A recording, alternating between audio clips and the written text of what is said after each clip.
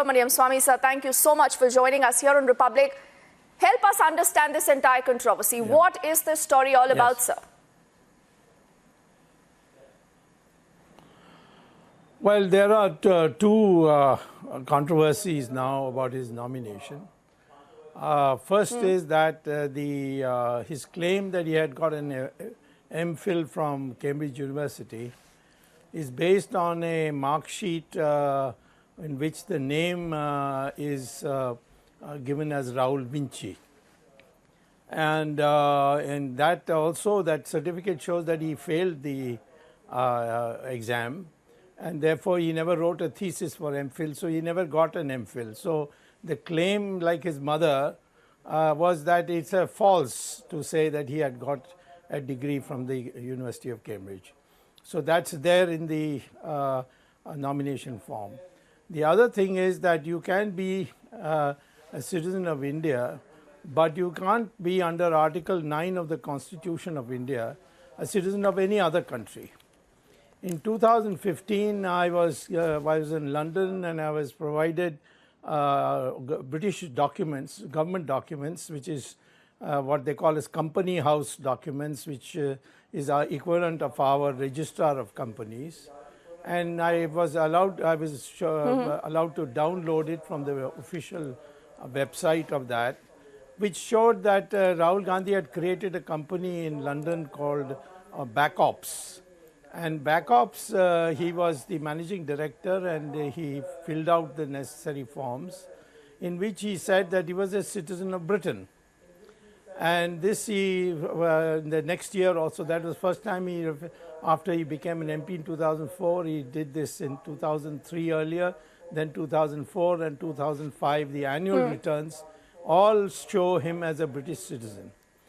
So I went to Sumitra Mahajan, who was the speaker, and said that there is an ethics committee which should decide whether Mr. Rahul Gandhi should remain as an MP or not.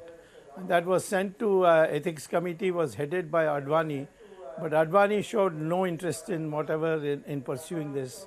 And so it will remain as a dead letter till this matter of his filing the nomination has come up, where there's another opportunity to raise it. So whoever that independent candidate's lawyer is, he must have got these papers from my public press conference of November 16th, 2015, where I released these documents, and they are on the website of the Virat Hindustan Sangam's vhsindia.org, and they are available with the government. Then I sent it to the Home Minister. Home Minister has forwarded to the Prime Minister's office to take action and disqualify Rahul Gandhi from being a citizen of India, because he became a citizen of Britain. That's the controversy. So, Dr. Swamy, sir, the story then is big, but then are you saying that he has dual citizenship, one in UK, one in India, and how is that possible?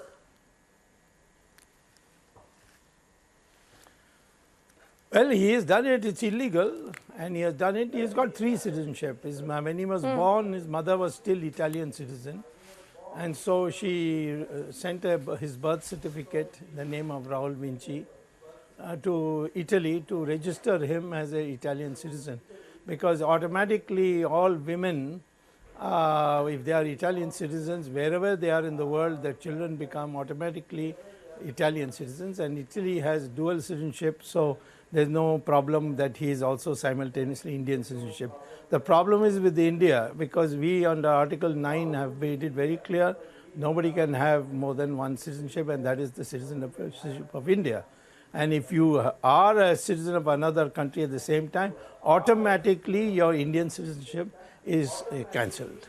That's what the Constitution says. Okay. And what about his previous affidavit, sir? Because this lawyer here of the independent candidate is also alleging that there are no details that have been mentioned in Rahul's election affidavit about the assets and properties of this UK company, he says, for the period between 2003 to 2009, yes. Sir. Yes, correct. That was another thing that I had presented to the ethics committee, that this company ought to have been declared to our FCR for FCRA purposes and to our external Finance Ministry Enforcement Directorate, but they did not do. He did not do it. He had kept it secret, actually, and therefore he obviously couldn't declare it. And even if he declared it, it would have been illegal. Now, even as you make that point, there is one more important bit of information, sir, that is coming in now, that the returning officer now has fixed Monday as the next date of hearing on the matter. But the BJP already is up in arms. We've heard that reaction that has come in from GVL. Yes. And he's saying Rahul Gandhi needs to tell us whether he's an Indian citizen or not. Well, he can't be an Indian citizen if he's a British citizen and an Italian citizen at the same time. Yes. India is exclusive. Only Indian citizen and no other citizenship. So if he is a British citizenship and it is under his own signature, and you know what I downloaded shows that it is under his own signature, and that means that automatically he is not an Indian citizen. So it's just a taunting inquiry of Mr. Narasimha Rao. But on the other hand, I would say that Rahul Gandhi has an explanation to. He refused to appear he made one appearance before the Ethics Committee and he refused to give any documentation to prove that my documentation was wrong. And then Advani didn't proceed with the matter.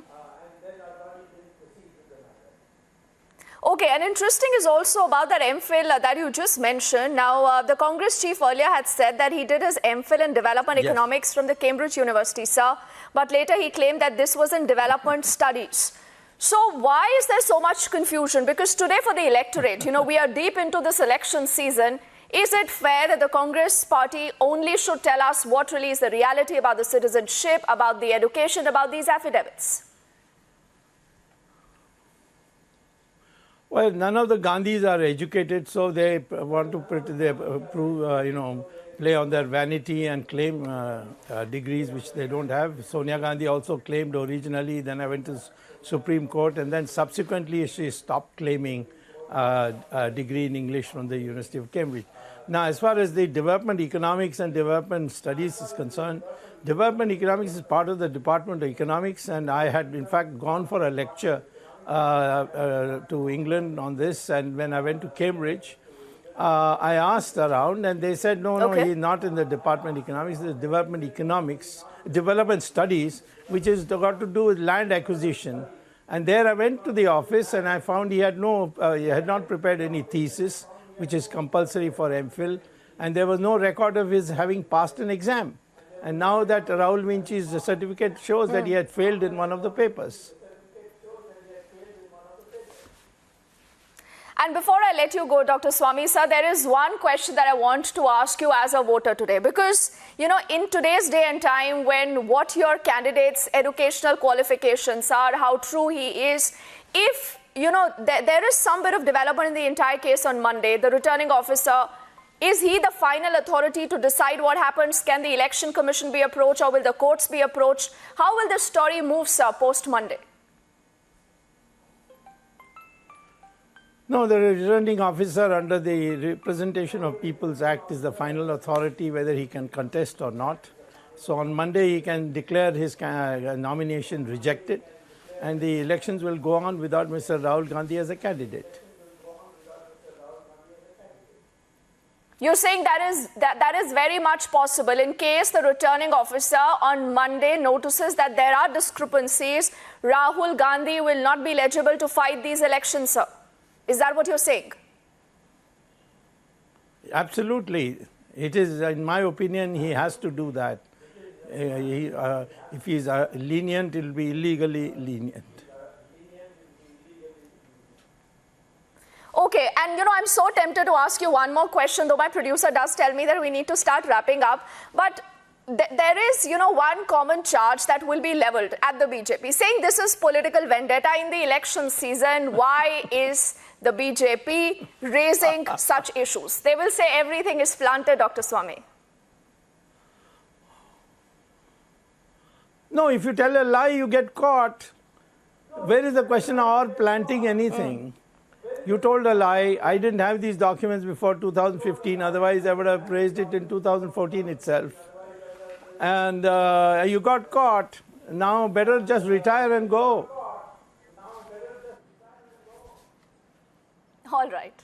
All right. So did Rahul Gandhi lie? Will Rahul Gandhi get caught? Dr. Subramanian Swamy says yes. As always, sir, thank you so much for speaking to us on Republic. We track this big controversy that will only get bigger on Monday. There is just one place that is tracking this very, very closely. That is Republic.